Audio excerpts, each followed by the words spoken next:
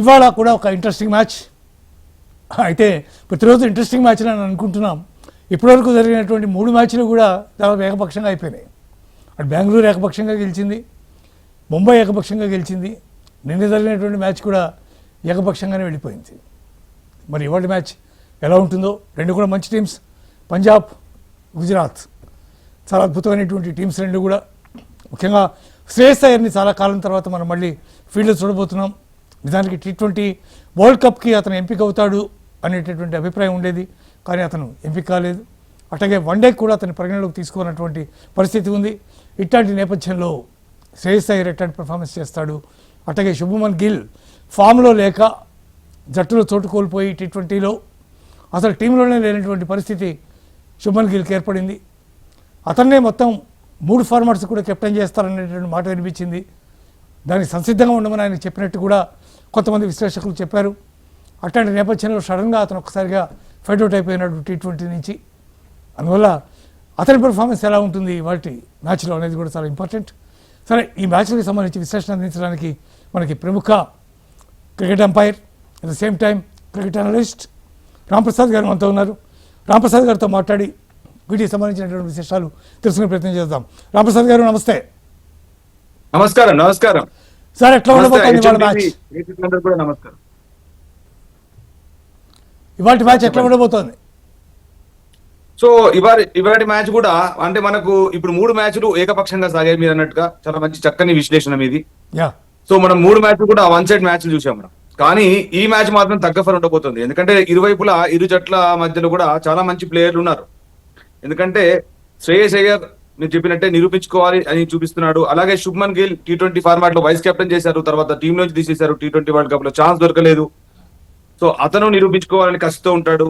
So కసితో ఉంటాడా లేకపోతే ఎలా ఆడతాడు అలానే తెలియదు. అలాగే 2 జట్టులో కూడా అద్భుతమైన ప్లేయర్లు ఉన్నారు. శ్రేయస్ అయ్యర్ ఒకవైపు, హర్షదీప్ సింగ్, ప్రియాంశ్ ఆర్య, వీళ్ళందరూ భవిష్యత్తు తారలు. వీళ్ళందరూ కూడా అంటే భవిష్యత్తులో నిరూపించుకోవడానికి, అలాగే నెక్స్ట్ టీం అంటే నెక్స్ట్ జనరేషన్ టీం తయారవ్వడానికి ఇదే మనకు ఒక మంచి ప్లాట్ఫామ్. అలాగే అజ్మతుల్లా ఉమర్జాయ్ ఉన్నాడు, జేవియర్ బ్యాట్లెట్, అలాగే కూపర్ కనోలి, అలాగే ప్రవీణ్ దూబే, బెన్ డ్వేషియర్స్, అలాగే లూకి ఫర్గూసన్. అంటే 2 జట్లు కూడా అద్భుతమైన అంటే ఒక బ్యాలెన్స్డ్ టీమ్స్ ఉన్నాయి. ఇటు శుభ్మన్ గిల్, అలాగే అనురావత్, అర్షద్ ఖాన్, అలాగే అశోక్ శర్మ, బ్యాంటన్, అట్లాగే బట్లర్, IPL లో చెలరేగిపోయే బట్లర్, జాసన్ హోల్డర్ అద్భుతమైన ఆల్రౌండర్. అటు బౌలింగ్ తోను, బ్యాటింగ్ తోను, ఫీల్డింగ్ తోను అటు మరి టీమ్ కి ఒక పాజిటివ్ ఇంపాక్ట్ కలిగించే ప్లేయర్స్ ఉన్నారు. కగిసో రబాడా ఉన్నాడు, గ్లెన్ ఫిలిప్స్ ఉన్నాడు.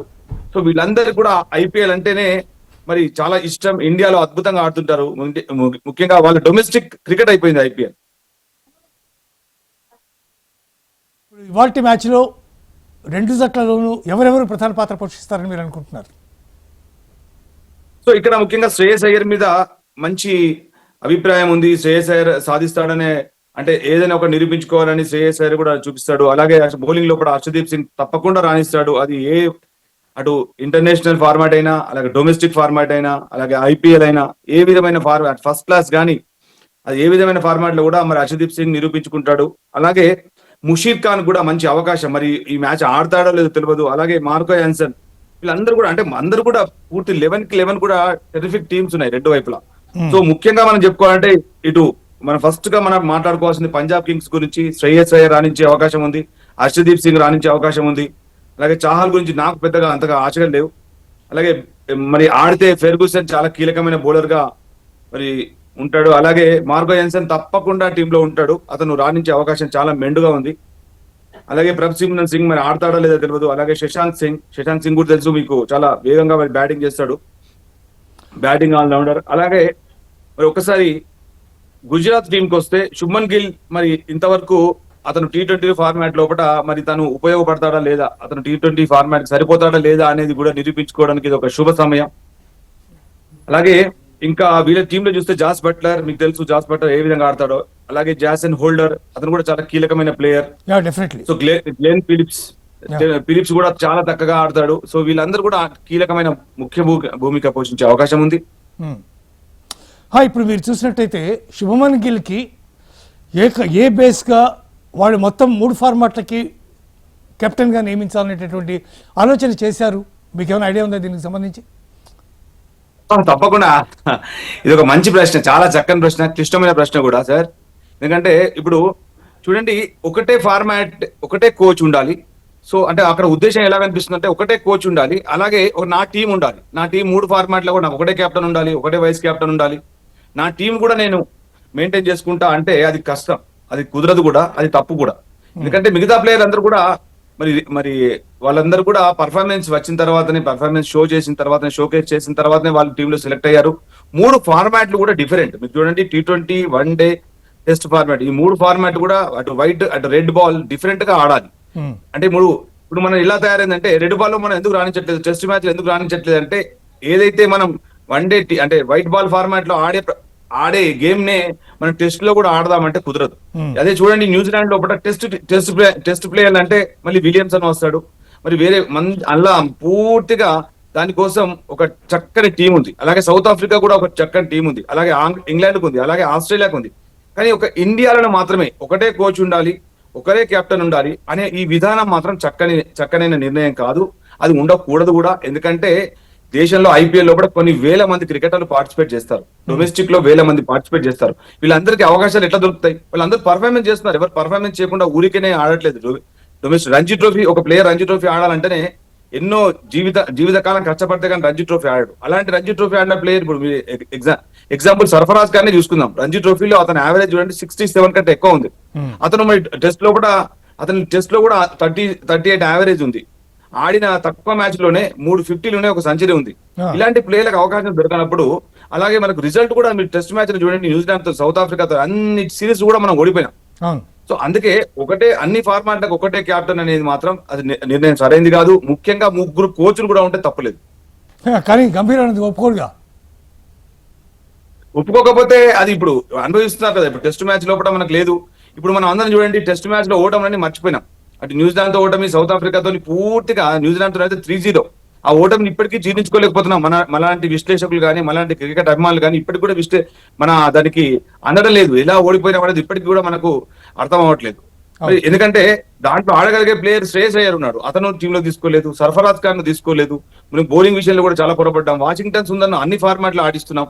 వాషింగ్టన్ సుందర్ నుండి ఆల్రౌండర్ అంటే వాషింగ్టన్ సుందర్, ఓపెనర్ అంటే వాషింగ్టన్ సుందర్, మిడిల్ ఆర్డర్ అంటే వాషింగ్టన్ సుందర్, ఓపెనింగ్ బౌలింగ్ చేయాలన్న వాషింగ్టన్ సుందర్.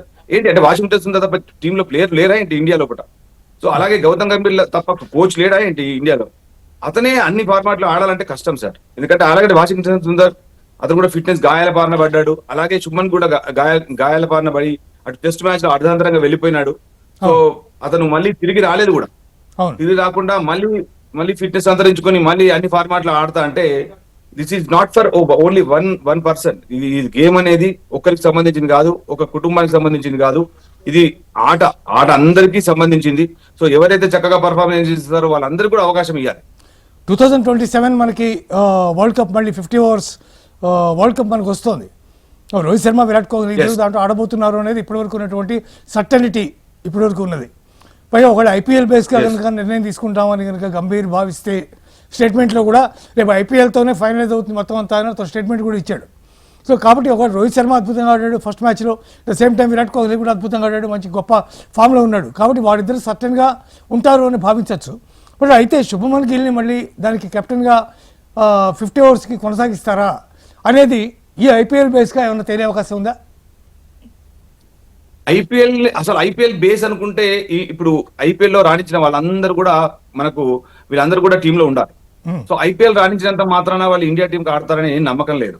ఎందుకంటే Shubman Gill last time IPL లో హైయెస్ట్ రన్స్ గెటర్ కాదు, అలాగే Harshdeep Singh highest wicket taker కాదు. సో ఇలాని మనం ఓన్లీ IPL పర్ఫార్మెన్స్ నే బేస్ గా తీసుకుంటే చాలా మంది ఇండియన్ క్రికెటర్లకు ఛాన్స్ కూడా దొరకదు. సో అలాని కొంతమందికి మరి ఎలా సాధిస్తున్నారో అర్థం కాదు. వాషింగ్టన్ సుందర్ పర్ఫార్మెన్స్ కూడా అంత గొప్పగా లేదు.